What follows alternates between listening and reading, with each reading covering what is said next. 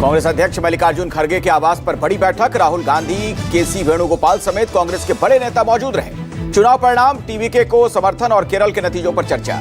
चुनाव परिणाम के बाद ममता बनर्जी ने की प्रेस कॉन्फ्रेंस। राजभवन जाकर इस्तीफा देने से किया इनकार। कहा, मैं हारी नहीं, मुझे हराया गया, इस्तीफा देने का सवाल ही नहीं। बंगाल चुनाव में बीजेपी और चुनाव आयोग ने लोकतंत्र की हत्या की। ईवीएम को लूटा गया, मतगणना केंद्र को हाईजैक किया गया। ममता का बीजेपी और ईसी पर गंभीर आरोप। ममता बनर्जी बोली, बीजेपी ने टीएमसी भवन पर कब्जा करने की कोशिश की, कार्यकर्ताओं के साथ मारपीट की गई, मुझे भी मतगणना केंद्र से धक्का देकर निकाला गया।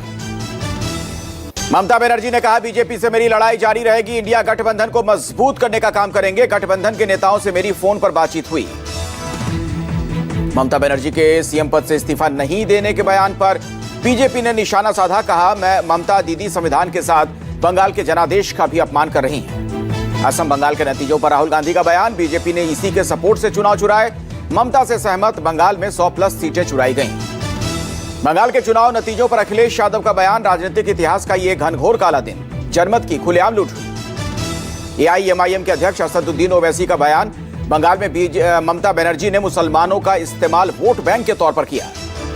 ओवैसी बोले, मुसलमानों को अपना स्वतंत्र राजनीतिक नेतृत्व करना चाहिए। मुसलमान जिन पार्टियों को वोट दे रहे हैं वो बीजेपी को रोक नहीं सकी है। पश्चिम बंगाल में सीएम को लेकर बीजेपी की कवायद जारी। अमित शाह को नियुक्त किया गया बंगाल का पर्यवेक्षक। सह पर्यवेक्षक मोहन चरण मांझी को बनाया गया।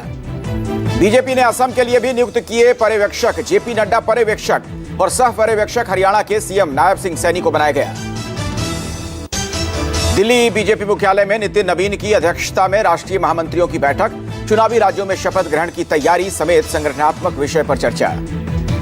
तमिलनाडु में शानदार प्रदर्शन के बाद टीवी के विधायक दल के नेता चुने गए थलपति विजय। विधायक दल की बैठक में लिया फैसला।